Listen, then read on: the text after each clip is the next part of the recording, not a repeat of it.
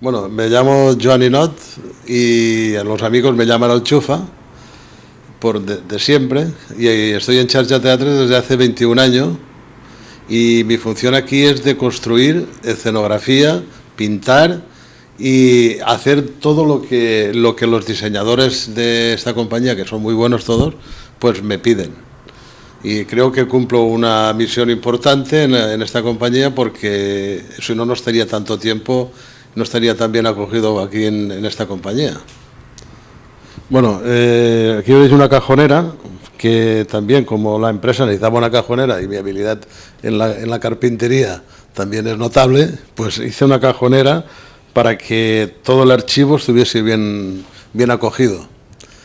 Es que en esta compañía no solamente es el hacer, sino hay que hacer el mantenimiento de todo. Y otra de mis acciones o mis facetas dentro de la compañía es el maquillaje. También maquillo a los actores, que yo creo que cumplo, ¿no?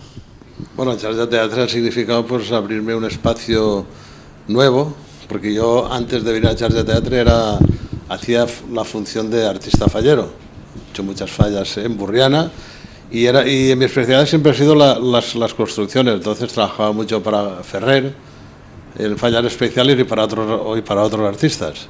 Pero un día vino Nelo a buscarme, que estaba pintando el Hotel Aloha, y vino Nelo a buscarme y después del primer Foc del Mar que hicimos en Morlaix, digo, esta gente me gusta, es un buen sitio para vivir aquí, y aquí estoy.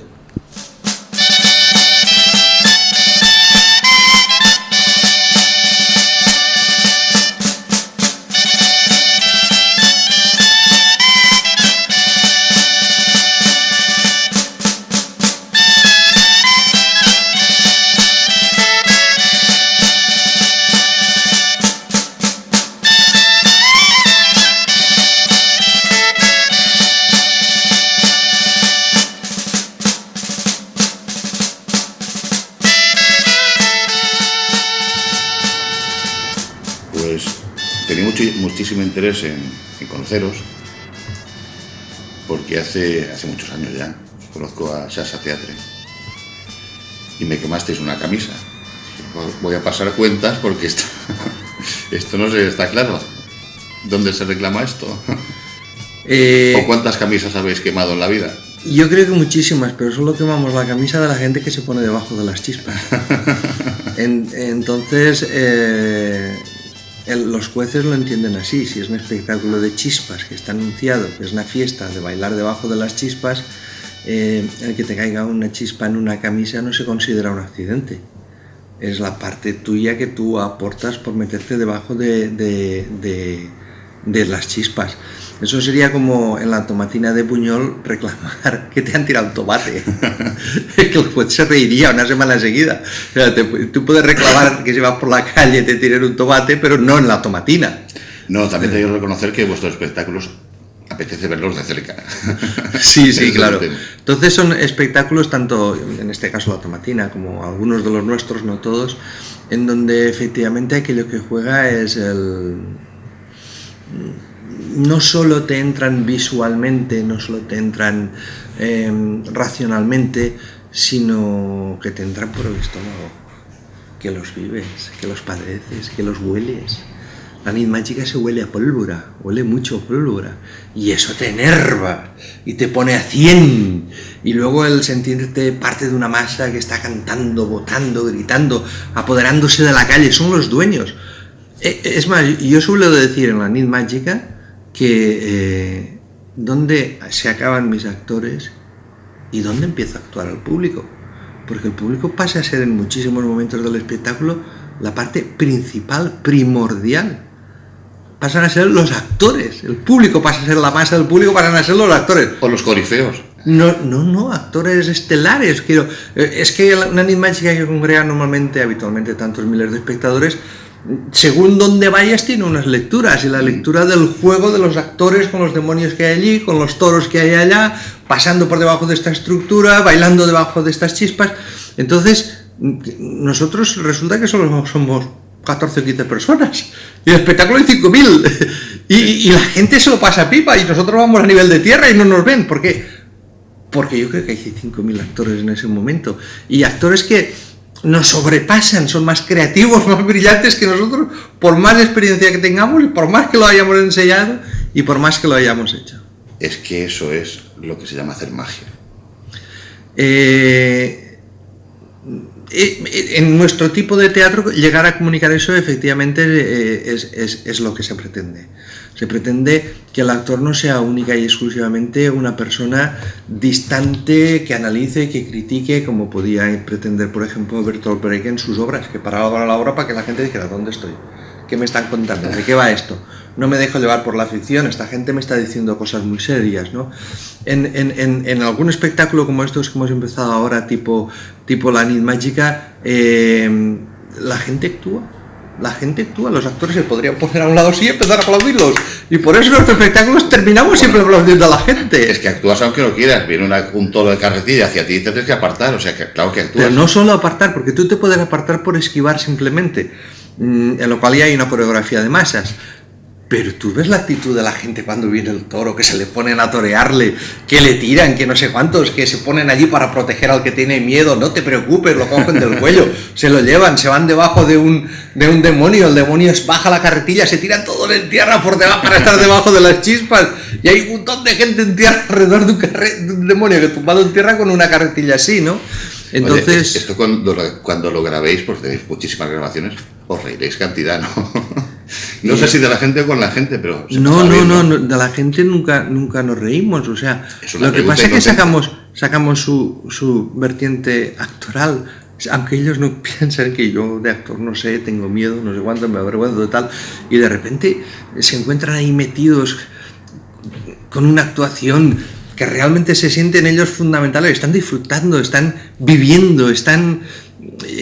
yo creo que en espectáculos de estas características es el momento en donde la fusión espectador, actor, obra de teatro ha llegado a unos niveles más altos. O sea, la fusión teatro, actores y espectadores se han fundido en un solo núcleo en donde al final todos estamos con la misma voluntad, que salga todo bien. Mira, volviendo al espectáculo nosotros en Castellón solemos congregar alrededor de 20-30.000 personas cada año que lo hacemos todos los años.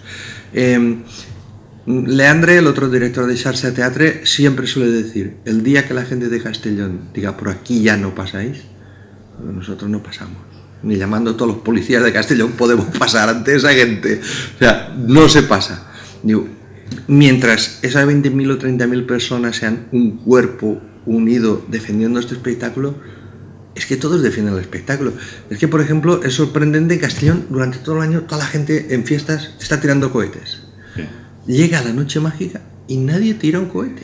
Esa noche solo tiene... y no lo prohíben, pero tú vas a la noche mágica y tiras un petardito y enseguida un espectador de al lado te se acerca y dice: no, ahora va a haber mucho fuego, pero no descontroles porque ellos están controlando. Si tú tiras un cohete, pues la gente se puede despistar y entonces se pueden producir accidentes que no queremos.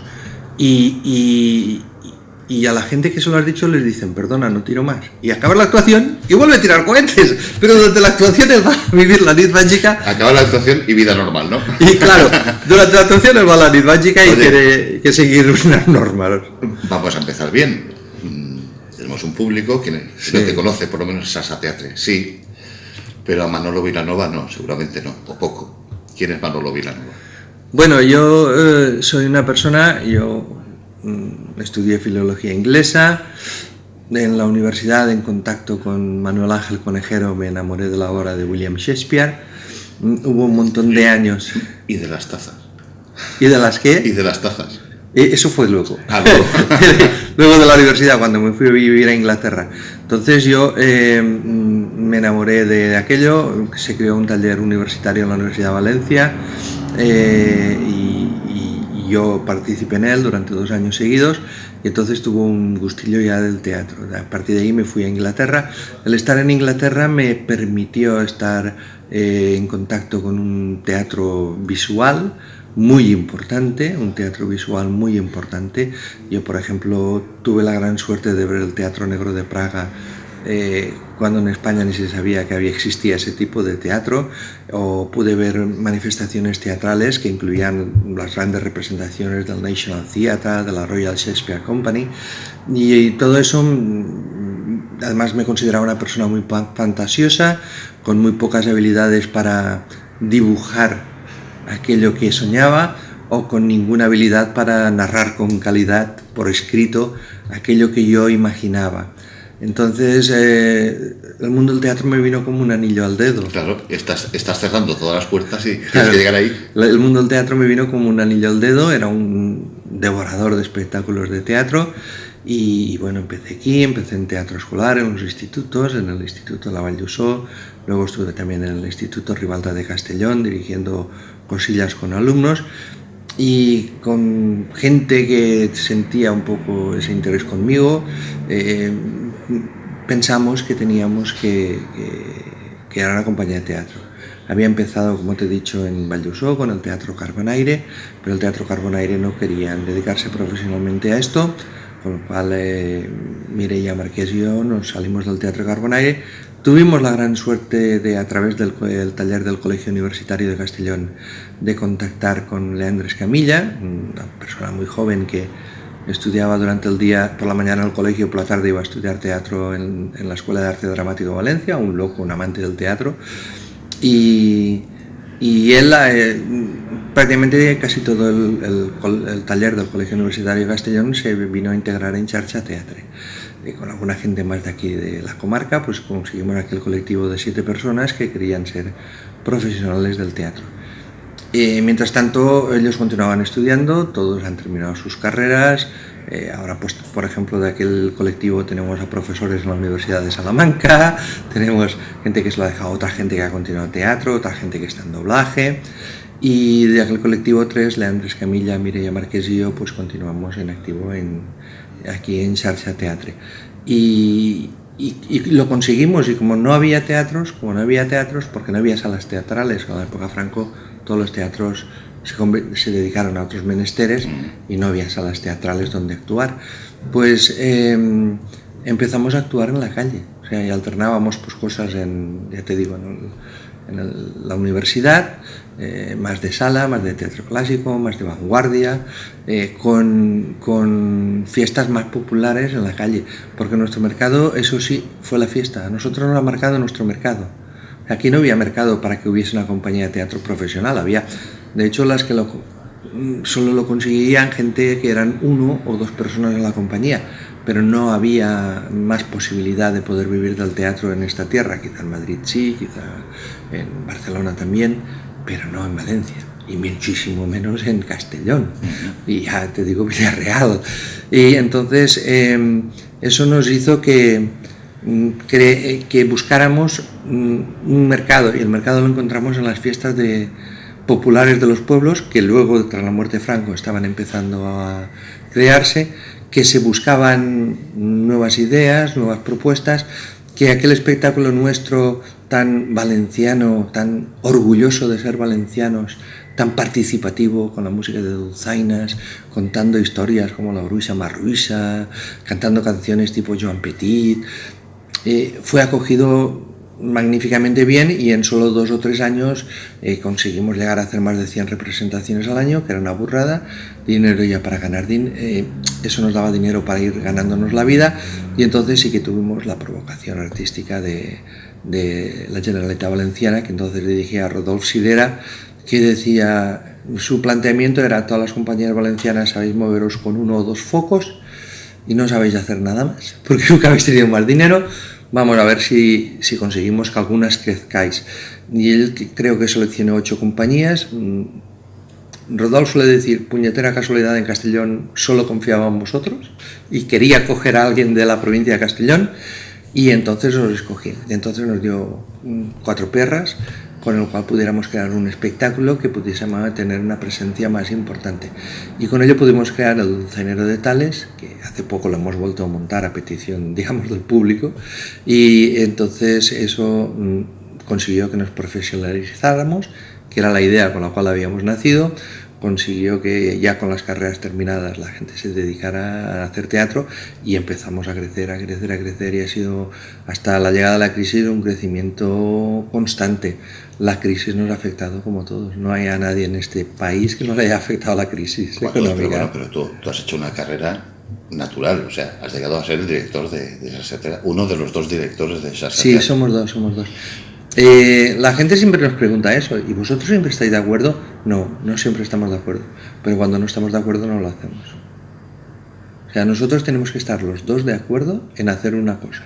Entonces nos discutimos entre nosotros, de por qué sí o por qué no, volvemos a discutir por qué sí o por qué no, y si vemos que el proyecto es imposible unificar el criterio, pues lo dejamos estar. Lo que pasa es que tras tantos años trabajando artísticamente juntos, sí que he de decir que hemos unificado muchísimo los criterios, cada vez las discusiones son menores y a veces te llega alguien y después me dice, pues Leandre me ha dicho, y bueno, eso lo preguntaré a Leandre porque me extraña que Leandre haya opinado eso. Y él lo mismo, dice, Nelo me ha dicho, dice, ¿no te he dicho eso? Que bueno, exactamente, claro, entonces los dos nos hemos un poco también incluso especializado en la dirección. Mientras yo soy más residente en esta oficina en la cual estamos haciendo la entrevista, él es más de maleta y irse a dar vueltas por el mundo, ¿no?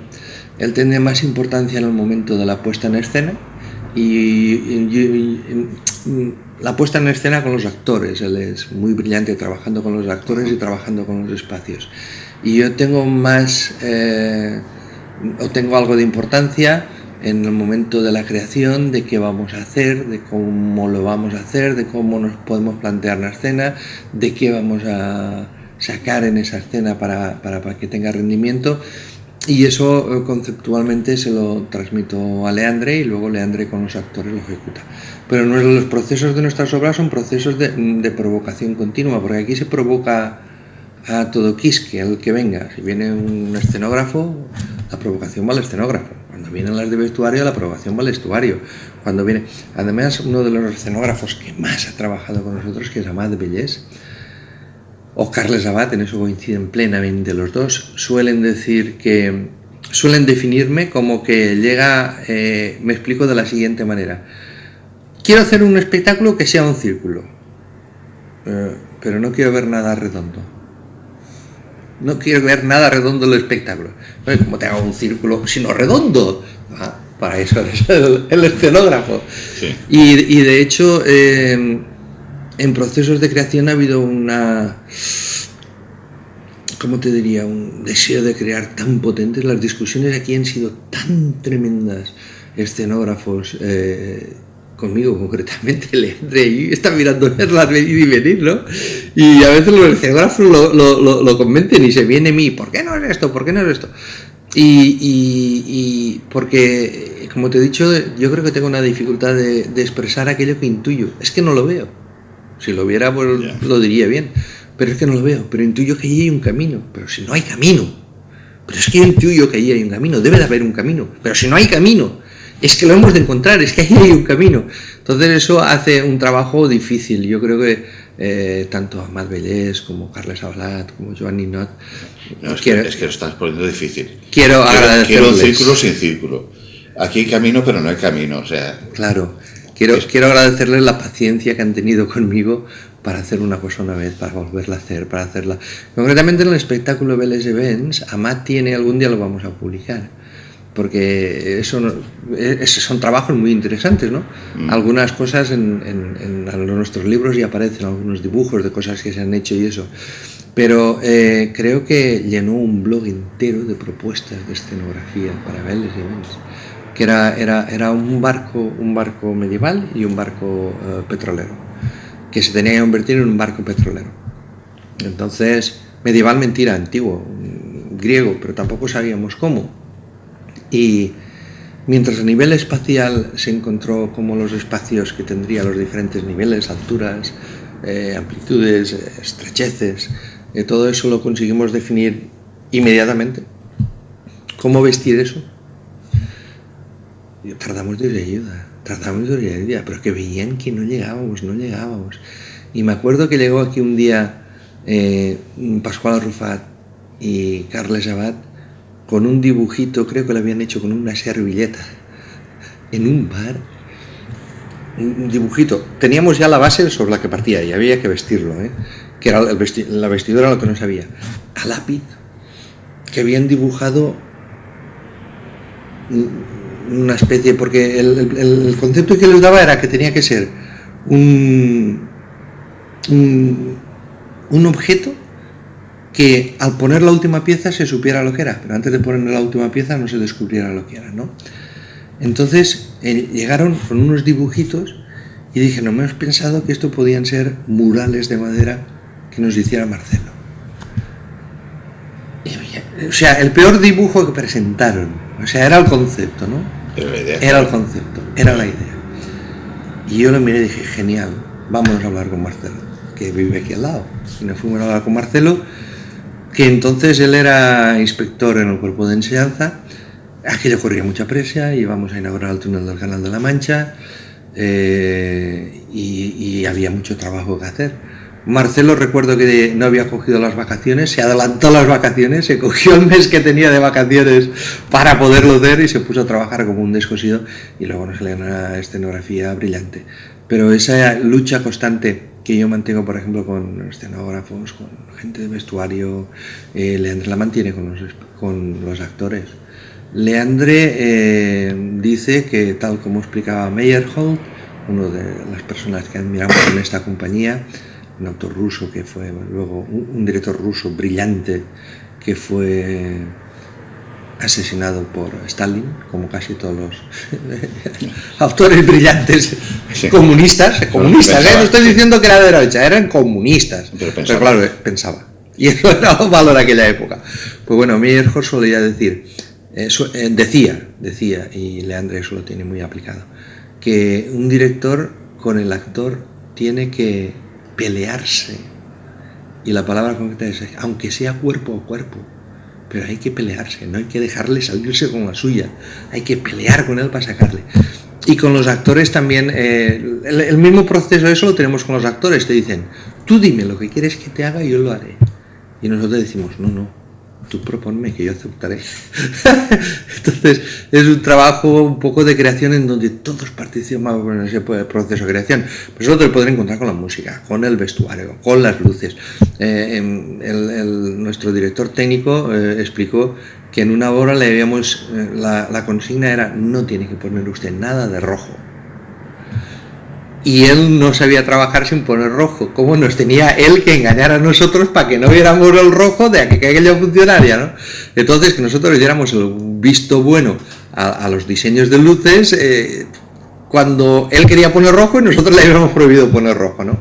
Entonces esos son procesos de creación muy tensos. Yo no sé, ¿sabes tú lo que nos mantiene tan unidos? Que luego cuando los hagamos, la gente le encanta. Y luego somos todos amigos y todos nos vemos que hemos participado, que hemos colaborado, que hemos creado. Pero en el proceso yo creo que me odian. Hombre, se supone que hay mucha tensión, hay mucha responsabilidad. Muchísima tensión. Es que además estás hablando en muchísimos frentes. Estás hablando de Marcelo Díaz, el escultor, aquí tenemos un ripollés, Amat Bellés, o sea, además contáis con el apoyo y bueno, seguramente la provocación que le llega a un artista cuando le propones, oye, hazme una escenografía. Bueno, eso es un caramelo, ¿no? Y de hecho los artistas... Es una provocación, sí. Para el artista es una provocación. Yo me siento provocado, estoy todo el rato provocado, ¿no? Pero por ejemplo, eso, por ejemplo, vuestra propia música, que os hacéis vuestra propia música, bueno, toda una parafernalia de elementos, o sea, esto no me veo capaz de desglosarlo, porque aquí hay material de todo tipo. Seguimos hablando, me estás hablando de que tenéis actuación en Chile, por ejemplo. Xasa Teatre no es una compañía que pudo empezar como cómicos, en el sentido clásico de los cómicos, de teatro callejero, y resulta que es una compañía mundialmente conocida, pero no conocida, reconocida. Sí. Os sentís reconocidos, ¿no? A nivel mundial, sí. Y con todo este material, esto es todo, actuaciones, proyectos, historias, Xasa Teatre, y un libro un libro historia de Xarxa Teatre. Voy a presentar a la cámara para que se vea un poquito. Esto no. Una bicicleta que gira, esta es la portada, que gira en torno a una rosa de los vientos. Es todo un símbolo. Sí. Y un libro de historia de Xarxa Teatre, y con datos tan estremecedores como, por ejemplo, que las fotografías han sido elegidas de un archivo, dentro de un archivo de 75.000 fotografías. Sí. Estos son muchos años haciendo fotografías y actuando, ¿no? ¿Cuántos años está Xarxa Teatre? Y en este momento somos ya 28 años. 28. El libro se hizo a los 25. Lo que pasa que otra de las características nuestras es que lo hemos guardado todo. No hemos tirado nada. No, he visto el archivo, es impresionante. Vamos, sí, lo guardamos todo. Lo guardamos amontonado. Ahí en ese archivo, claro, te dicen, y aquí tú tienes amontonada obra de Ripollès y de Abad Bellés y de Marcelo, y dices, sí. Dices, tú mismo lo has dicho. Esto te lo tenéis que tener en un museo o algo así. Y yo te he dicho, sí, pero es que no hay dinero para mantener un museo. No, es que hay obra dentro de lo que significa Xarxa Teatre y el mundo el mundo creativo, que es una mezcla entre el arte, es muy valenciano o muy mediterráneo, entre arte, entre puesta en escena, entre falla. Sí. Bueno, tenéis al maestro Joan, sí, Joan el Chufa, que es el que hace el prodigio de aportar ese punto. Es una visión personal. Vosotros no es un concepto universal de teatro, es un concepto mediterráneo, me parece, ¿no? Bueno, nosotros sí que nos consideramos muy mediterráneos y sí que creo que somos conscientes de que partimos de una tremenda tradición teatral, incluso a veces no reconocida, que es la tradición teatral valenciana. Tú piensas que cuando nosotros empezamos a trabajar con grúas, con gente volando y todo eso, la gente decía, oh, qué originales. Y yo pensaba, pero si el misteri d'Elx siempre bajan de la cúpula de la iglesia, los ángeles, las tramoyas, el Araceli, los músicos, pues, estamos haciendo lo mismo, ¿no? Y entonces, sí, el hecho quizá del clima también de aquí, el hecho de que toda la ritualidad religiosa sea de calle, todo eso es teatro. Pero estoy hablando de un Mediterráneo, el ribereño, o sea, el que toca toda la costa mediterránea, todas las costas. Sí, es que eso es evidente, que somos todos iguales. Lo vuestro puede ser perfectamente el fuego griego, o puede ser las figuras estas primitivas, egipcias, griegas, no sé, quiero decir que tiene connotaciones de todo lo que es la cultura mediterránea. Tú piensas que, seguramente lo sabes,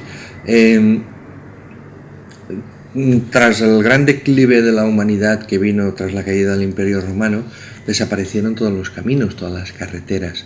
Entonces no se podía viajar, o sea, España era un desierto, no se podía, para ir de Castellón a Santiago tenías que ir bordeando la mar, tenías que llegar y ir bordeando los Pirineos porque no podías cruzar por el centro, porque estaba deshabitado, porque había solo muy poca gente, seguramente muy violenta, fuera salvaje, medio salvaje.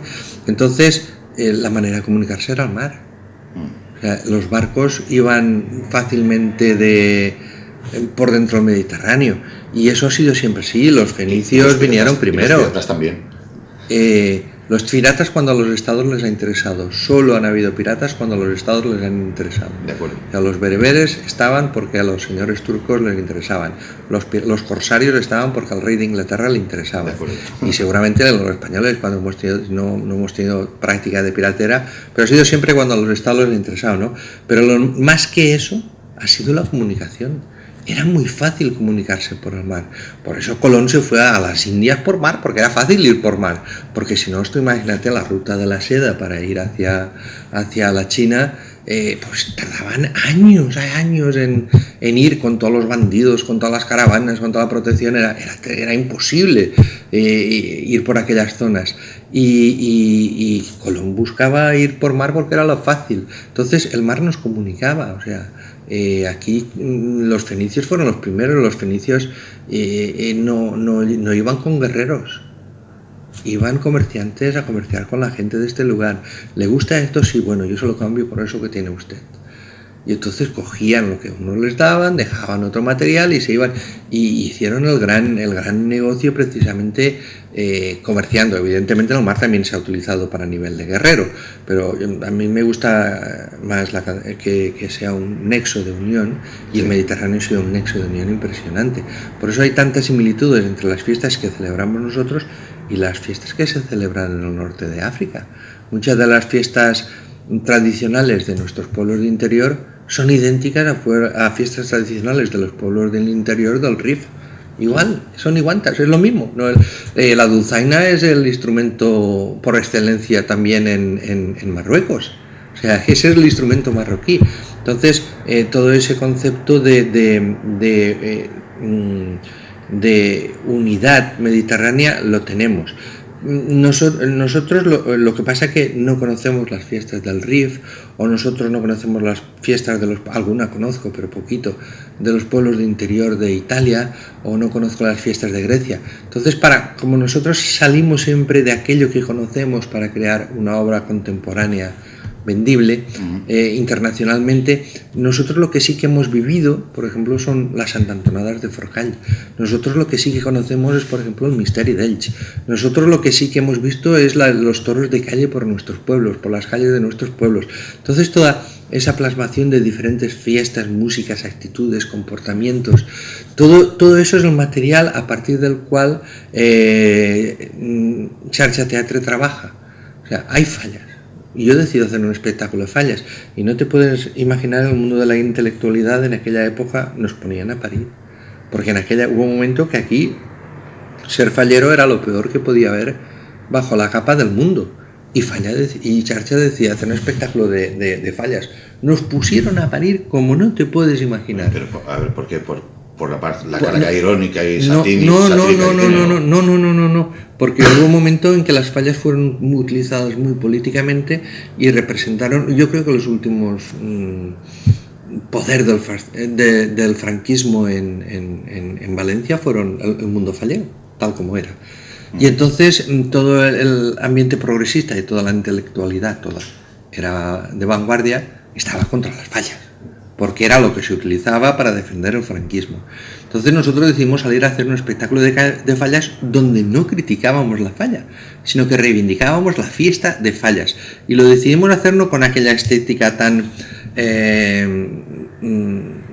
denigrante que tenían en aquellos momentos, donde las mujeres siempre eran putas y donde los extranjeros siempre eran maricones.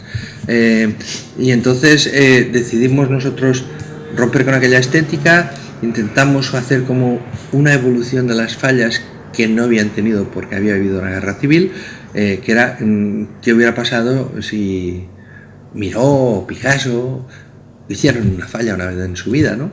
Y entonces esto se lo propusimos a Madvellés, y a Madvellés hizo una... nosotros no escogimos que fuera una estética mironiana, eso fue Amat el que diseñó los muñecos como si hubiera sido Miró el que los hubiera hecho, para darle esa contemporaneidad y haber dado ese paso que lógicamente no se había dado, porque se hubiera dado si no hubiese existido una guerra civil y 40 años de silencio, ¿no? Entonces nosotros dimos ese salto, pero la progresía no lo entendió. La progresía entendía que nosotros hacíamos fallas y que las fallas en aquellos momentos eran una actividad política del franquismo muy potente. Y ya en democracia, estamos hablando ya en democracia, ¿no? Entonces hubo unas críticas muy fuertes porque hacíamos la falla. Claro, hoy en día es que ya nadie se extraña, creo que fallas creo que hemos hecho 270 o algo así, y ha sido representados en 4 continentes y tiene un éxito impresionante. El uso del fuego no como elemento destructivo, culinario o pirotécnico, sino el uso del fuego como un elemento festivo y regenerador. Ritual. Y evidentemente ritual. Toda nuestra obra está basada siempre en nuestros ritos. Y cuando digo nuestros, digo de toda la Comunidad Valenciana. Bueno, pues es que no sabía por dónde seguir. Yo me imagino que cuando eres director de una compañía como esta, que empezó con muy poquita gente y que sigue con mucha gente y es un potencial en teatro, ¿cuánta gente sois ahora? Pues normalmente el colectivo artístico que suele salir en gira suele oscilar entre 16 y 18 personas, y el colectivo que estamos aquí en relación con los medios de comunicación, administración, management, dirección, pues somos unas 5 personas más. En estos momentos, que somos pocos, somos 23, 20 y 25. En el momento de máximo esplendor llegamos a ser 36 personas con 3 compañías activas girando por Europa, las 3. Una de ellas el Teatro de la Resistencia, que todavía existe, que dirige la familia Kurik, y Hadi Kurik y su familia emigraron huyendo de la guerra de Yugoslavia y se vinieron a vivir a España. Ellos no hablaban ni español, Hadi hablaba algo inglés, con eso nos podíamos entender, y ellos me dijeron que querían dirigir una obra en agradecimiento a cómo España y nosotros les habíamos atendido. Y la familia Kurik, su madre, Mima, su mujer y él, junto con algunos actores de Xarxa, montamos un espectáculo que se llamaba Opus Primum, que hablaba de el amor dentro de una guerra, ¿no? En concreto su guerra, la guerra de donde ellos habían huido. Y aquello hizo que aquel espectáculo fuera de muchísimo éxito, hizo giras internacionales, obtuvo premios importantísimos y consolidó una compañía. Lo que pasa es que hemos tenido, desgraciadamente, el hecho de ser de periferia no solo de Madrid, sino periferia incluso de Valencia, te ubica en una situación difícil, porque estás fuera de los centros de poder, estás fuera de la gente que decide. Sí. La gente que te decide no te conoce. Yo creo que han habido montones de consejeros de cultura que nunca he visto una obra nuestra, porque claro, actuamos poco en Valencia, aunque actuamos mucho en la Comunidad Valenciana y aunque actuamos mucho internacionalmente, pues serían incapaces de decirte que quizás una de las 2 compañías internacionales españolas más reconocidas en el mundo en estos momentos esté ubicada aquí, porque esto está lejos de Valencia. Bueno, pero está lejos de Valencia. Pero estáis cerca de Almanzora, o sea que en Almanzora es un secreto. Yo creo que Almanzora es la única que no se población. Hace mucho tiempo en Almanzora es la única población que no sé por qué. Hace muchísimos años que no estamos. Estamos en Burriana, pueden venir a vernos a Villarreal, a Castellón todos los años, eso es un must. Pero de repente, en Onda también casi todos los años, pero de repente llegamos a Almanzora, no sabemos con quién hablar, decirle, oiga, ¿le interesa nuestra propuesta? Pues mira, esta es la ocasión, ahí tienes la cámara, habla con quien quieras, que te van a ver todos. Pues mira, se lo digo, es que, como te he dicho antes, aunque sé que detrás de esa cámara hay espectadores... Presenta un presupuesto aceptable, porque si no ya sabes cómo están el tema. ¿Eso es muy caro o qué? No, bueno, depende de lo que quieras contratar. Claro, sí. Si tú quieres llevarte uno de los grandes espectáculos de Xarxa Teatre, donde van 6.000 euros en pirotecnia, donde van grúas, donde van diseños de luces extraordinarios, donde van tal... te va a salir un presupuesto muy caro, pero en estos momentos de crisis es que la propuesta que nos suele llegar es que viene la gente y dice, yo tengo tanto dinero, ¿con esto qué me podéis hacer? O sea, no es al revés, no es que ellos me dicen, oye, yo quiero contratar eso, ¿cuánto vale? Y pagan. Ahora te dicen, mi presupuesto llega aquí, ¿tú con esto podrás hacer algo? O sea, y entonces yo le digo, pues yo con eso te puedo presentar, porque en este momento hemos vuelto a hacer, por ejemplo, espectáculos del principio nuestro, uno la Bruixa Marruixa para espectáculo infantil y otro que es arrasador y que yo creo que volvería, ya se hizo hace 25 años en Almanzora y creo que volvería a arrasar, que es el Dulzainero de Tales. Eso es la historia de la provincia de Castellón, de la música, de las tradiciones y de las fiestas. Y además estos días se va a poder ver aquí, porque el 1 de octubre estamos en Castellón, el 2 de octubre estamos en Vinaròs. Invito a la gente de Almanzora que venga a verlo.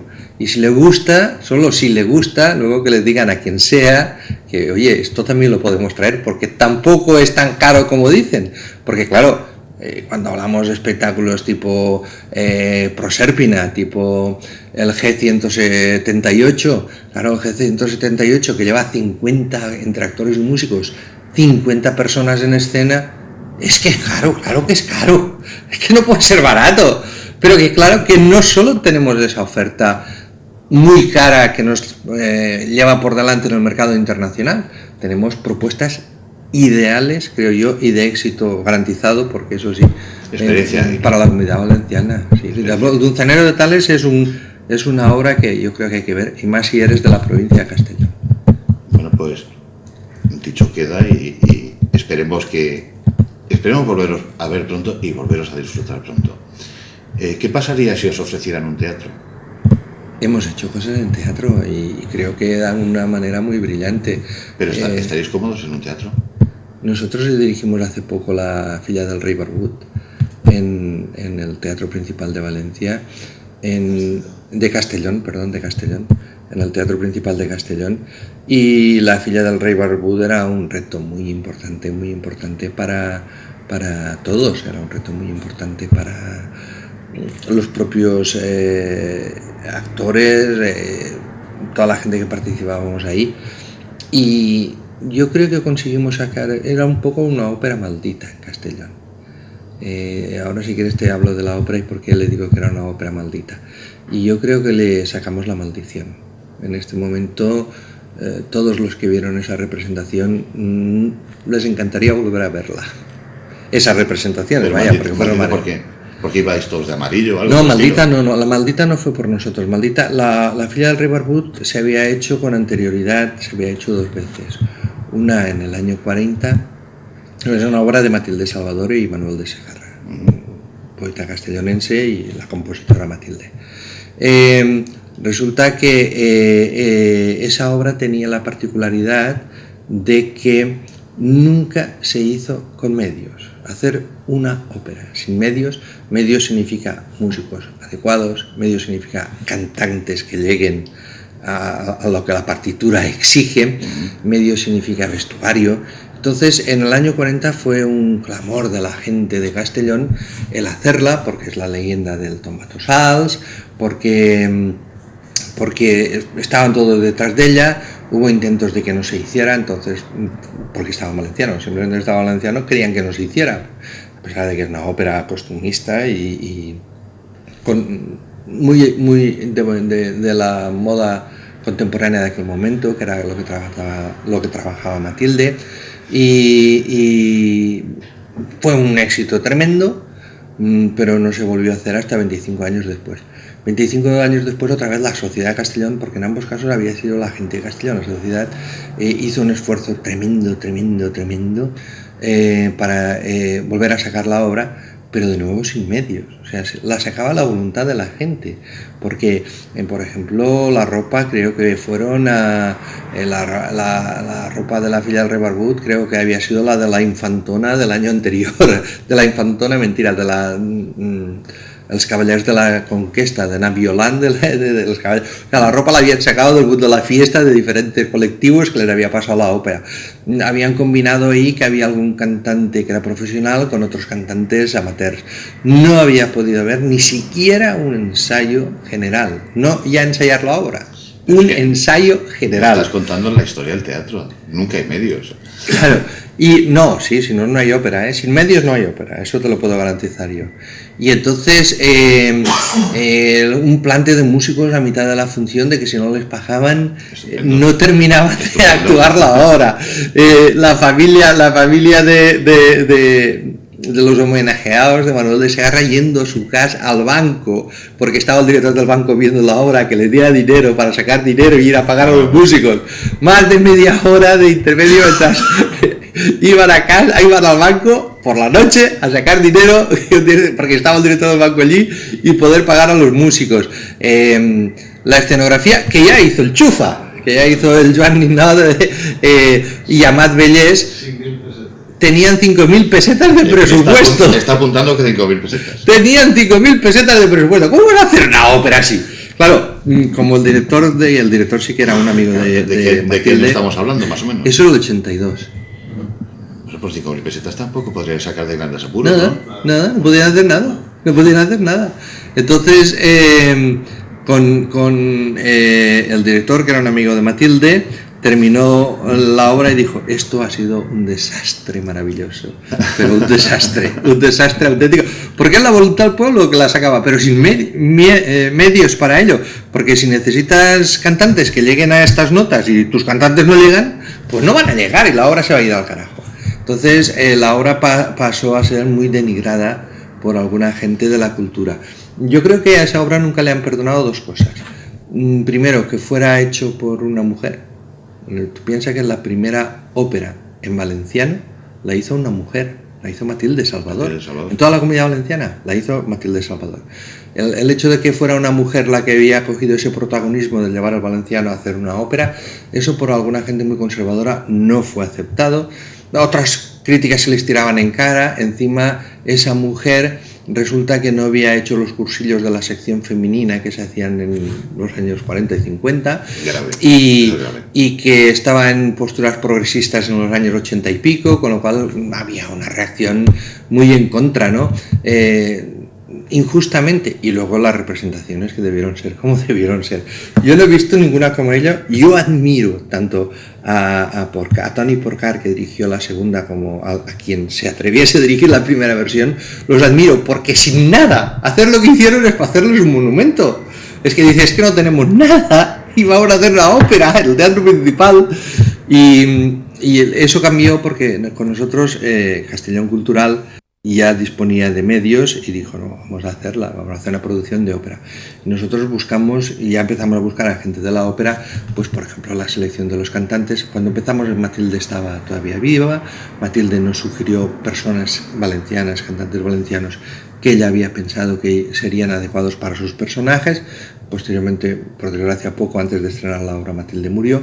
Hicimos un equipo de producción donde había profesionales de la ópera, habituados a hacer óperas, que sabían moverse en ese campo, que supieron plasmar en dinero lo que aquello nos costaría de realizar antes de realizarlo, y luego un trabajo impresionante de Vicent Farnós, al cual quiero darle muchas gracias, no solo porque fue el motor que inició todo el proceso, sino porque además fue la persona que iba por Castellón, pues, a hablar con el rector de la UGI para decirle si ellos colaborarían en este proyecto, que iba a hablar con Diputación, Ayuntamiento, Generalidad, Academia de la Lengua, no sé cuántos, iba hablando todos uno por uno. Hizo un trabajo de orfebrería política, de ir hablando con responsables para que todos fueran metiendo una pequeña cantidad de dinero, con lo cual se consiguiera tener dinero para poder montar la ópera.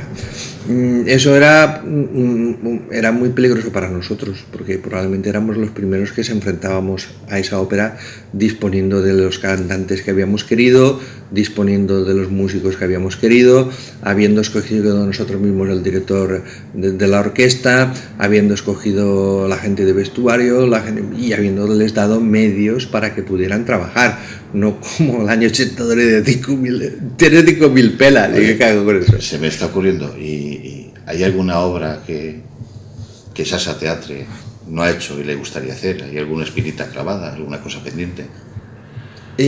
Mira, yo creo que nosotros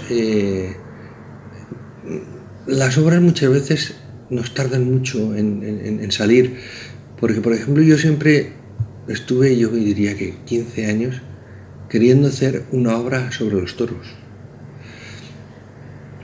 y nunca sabía qué hacer. Y mirábamos las mitologías y aquello no era lo que queríamos hacer, porque yo pensaba en la relación de los toros que tenemos aquí en esta provincia, porque siempre te digo, este es nuestro material. Claro. La serenata al toro que había en Morrión, yo pensaba el toro en cuerda que había por estos pueblos, yo pensaba en todos esos ritos en torno del toro, como que la sangre del toro es buena para curar verrugas de las manos, o para curar enfermedades de la piel, poder ese mágico. Y eso lo queríamos hacer, queríamos convertir toda esa ritualidad en un espectáculo, pero no había manera. No había manera porque no habíamos encontrado el hilo conductor adecuado. Nosotros pensábamos en donde había religiosidades de los toros, eran en Grecia y eran en Egipto, y donde habían juegos eran en Chipre.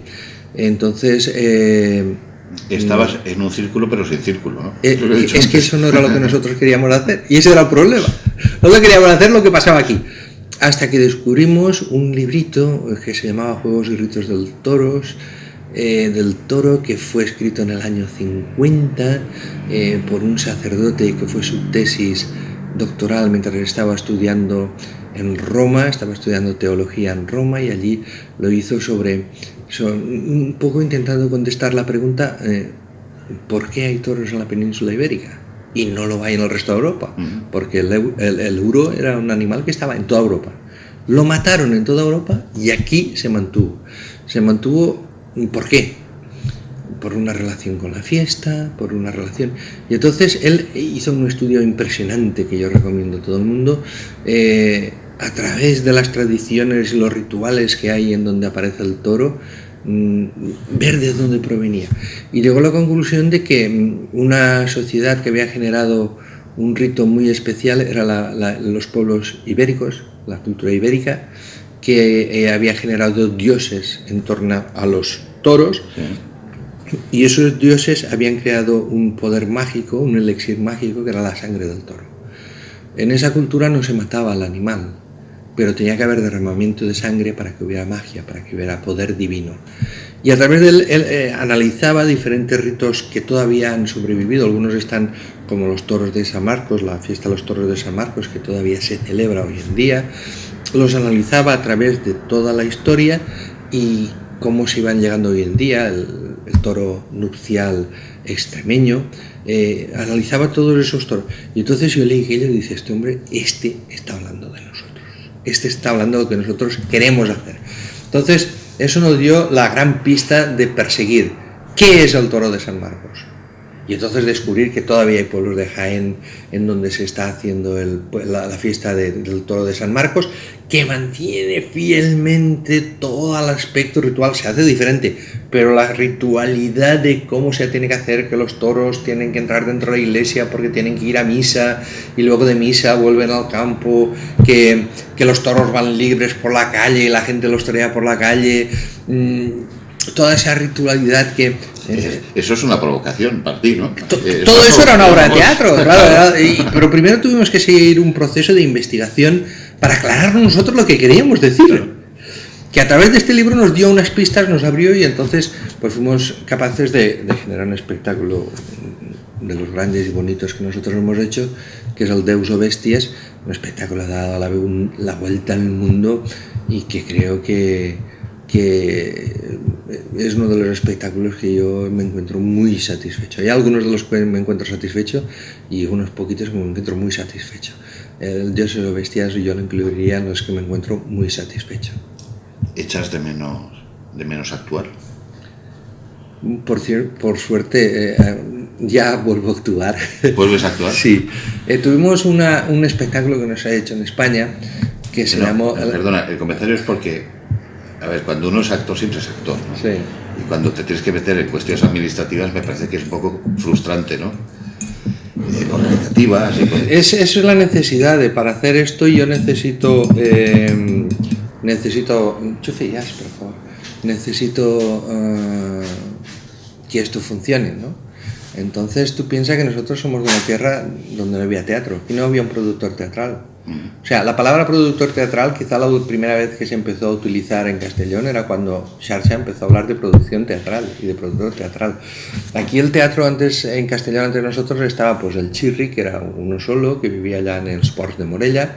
Luego estaban Mel y Chispa, para mí los adoradores de Mel y Chispa, los payasitos de toda la vida, que fueron los primeros que se dieron de alta en la Seguridad Social en Castellón. ¿Y ustedes qué son? Nosotros somos payasos. Aquello que hasta en los años 50 o 60, aquello era un atrevimiento, una osadía impresionante.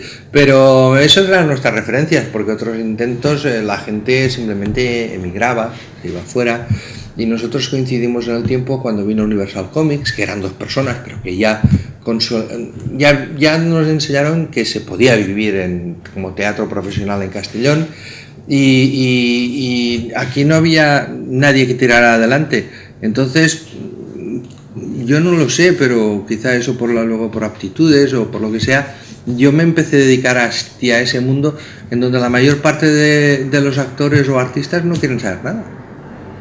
O sea, no quieren saber... O sea, yo me preocupo de que a final de mes pueda pagar a todos. El artista se preocupa muchas veces solo de que me paguen a final de mes. Claro. Si no hay dinero no es culpa mía. Y yo entonces sí que asumía, si no había dinero, y eso antes de que Xarxa fuera propiedad nuestra, de que Xarxa era todavía un colectivo, que todos éramos dueños, ¿no? Pero había gente que solo se preocupaba, que tenía que cobrar a final de mes, pero no se preocupaba de que había que conseguir el dinero para cobrar a final de mes. Entonces, eso fue también un poco lo que produjo que alguna gente de la compañía optara por ser actores simplemente, y otros optamos pues empezar a ser una palabra en aquel tiempo odiosa, y nosotros fuimos los primeros que empezamos a decir que nosotros éramos empresarios de teatro, y la gente nos odiaba porque éramos actores, porque estábamos nada como ellos, y de repente nos llamábamos empresarios. Pero además no éramos empresarios que ganaba dinero, sino que era empresarios que montaban las cosas para que la gente pudiera cobrar. Sí. Porque no ganábamos dinero, y lo poco que ganábamos eran empresarios tan tontos que lo poco que ganábamos resulta que en lugar de repartirlos entre nosotros, que era lo que hacían todas las compañías de teatro, nosotros lo utilizamos para invertir, para comprarme una furgoneta, para alquilar un local más grande, para tener más dinero para hacer la próxima producción. Eso cuando nosotros lo hacíamos no lo hacía nadie. Y así hasta el infinito, ¿no? Porque... Claro, eso no lo hacía nadie. Entonces, ¿Dónde está el techo de Xarxa Teatre en estos momentos? En estos momentos los techos son muy fáciles de encontrar. Tú piensas que hay una crisis tremenda. En estos momentos no estamos en época de crecimiento. Bueno, pero vamos a mezclar. Estamos en época más bien de recesión, aunque no se diga toda nuestra economía. Y eso todo es recesión. Yo intentaba mezclar un poco, bueno, la parte económica evidentemente tiene que estar, ¿no? Sí. La artística, ¿dónde está el techo de Xarxa Teatre? Es que eso no hay techo nunca. Eso no hay techo. Cuando tú quieres hacer algo y lo puedes hacer, llegas hasta donde sabes, y ese es tu techo. Tu techo eres tú mismo. No, es que tú piensas que tú que crees... empezar hace 20 años, un 28, grupito, sí. a lo que universitarios, es a lo que es ahora, o sea, es que estáis hablando con naturalidad. La semana que viene, el mes que viene, vamos a Chile, hemos estado en Seúl, a Londres, no sé qué, menos Amazonas, no sé qué pasa, pero vais a todos sitios, ¿no? Pero con qué naturalidad se vive, y a ver, como espectador, me resulta deslumbrante, ¿no? Todo un proceso que ha sido, vamos, una obra magnífica, una obra, como obra de conjunto. Xarxa Teatre, pues ha obrado el milagro, ¿no? El teatro os debe algo a vosotros, ¿no? No, nosotros le debemos al teatro. Es una pregunta clásica. Quizá hemos de decir que nosotros lo que hemos aportado a la cultura de Castellón es que empresarialmente podían haber compañías profesionales en la provincia de Castellón. Y luego quizá hemos aportado eso a toda la Comunidad Valenciana, de que había un campo de hacer teatro de calle. Nosotros optamos por el teatro festivo, y eso es una marca que puedes ver en la mayor parte de compañías de teatro de calle que hay aquí. Villarreal ahora mismo creo que tiene varias compañías de teatro de calle, y sin embargo pues Valencia ciudad no tiene ninguna. ¿Por qué hay 3 o 4 compañías de teatro de calle en Villarreal y no hay ninguna en Valencia? Efectivamente porque ha habido alguien que ha marcado un camino por donde los demás han transitado, y que ese camino se ha convertido en una autopista, y eso ha hecho, por ejemplo, que tengamos profesionales del teatro en Castellón. Hay pocos profesionales del teatro de Castellón, y yo diría que el 80% de los profesionales del teatro de Castellón son profesionales del teatro de calle. O sea, incluso hay, creo que una compañía de Salamanca, que no solo el director es de Villarreal, sino que incluso los actores que actúan en la compañía de teatro de calle de Salamanca son valencianos, son castellonenses, son de Villarreal, de Almazora, de Betxí, todo eso yo creo que sí que lo ha marcado nuestra trayectoria, nuestra forma de trabajar, nuestra forma de demostrar que se podía hacer, que podíamos vivir, porque, insisto, eso siendo periféricos. Periférico quiere decir lejos del lugar donde ayudan a que haya teatro. Si fuéramos de Madrid, nos tendrían en el telediario todos los días. Esta entrevista entre tú y yo sería de la primera o de la segunda cadena. Siento, cada uno aporta lo que puede. Pero como somos periféricos, tienen que ser las televisiones periféricas los que nos hagan estas entrevistas, porque la televisión de Madrid ni siquiera sabe que existimos. Si fuéramos de Barcelona lo sabríamos, pero somos valencianos. Sí. No, eso es algo que tenemos que hacer. Es como cuando se hace un diseño de trenes. Cuando se hace un diseño de trenes, todos los trenes pasan por Madrid. Oiga, que Valencia se queda al lado. ¿Y qué? Y los de Valencia ni nos damos cuenta que nos quedamos al lado. O sea, ni nos damos cuenta que nos están chuleando. Pues lo mismo pasa con el teatro. Lo mismo pasa Estás con el haciendo teatro. otro guión para otra obra de teatro con esto, ¿no? No, esos son los guiones de todas mis obras. De Porque todas. como te he dicho, yo siempre he valorado y siempre he potenciado aquello que es nuestro. En nuestras obras puedes perfectamente ver nuestros artistas plásticos, nuestros músicos, nuestras leyendas urbanas, nuestras leyendas tradicionales. Todo eso está en mi obra. Yo siempre he hecho eso. Yo no me he ido a Madrid a inspirarme para hacer una obra. Claro. No me ha hecho falta. Tenía tanto material por aquí y siempre he defendido eso. Evidentemente me he quedado, claro, o sea, el corredor mediterráneo no existe y yo me he quedado fuera. Y yo me he quedado fuera porque soy mediterráneo, porque soy de aquí. Y si viviera en Madrid ya tendría AVE, pero es que vivo en Castellón y en Castellón solo tenemos derecho a pagar el AVE. Todo llegará. Mira, me estoy diciendo, nos quedamos sin tiempo. Y aparte de agradeceros, felicitar a Salsa Teatre por estos momentos que siempre nos ha dado, pues la cortesía del programa, por cortesía siempre dejamos que el invitado despida brevemente el programa diciendo lo que quiera, así que es tu momento. Bueno, pues muchísimas gracias por haberme dado esta oportunidad, una entrevista tan larga donde hemos hablado de muchísimas cosas, de creación artística, de ubicación territorial, de cuestiones vitales, personales, de nuestras expectativas de nuestros espectadores, de cómo involucramos a la gente en nuestra obra. Ha sido una entrevista en donde uno se expresa y que espero que haya conseguido llegar a ustedes y me hayan entendido, y quizá ya mi último deseo. Ojalá nos veamos pronto en la Almazara. Muchas gracias.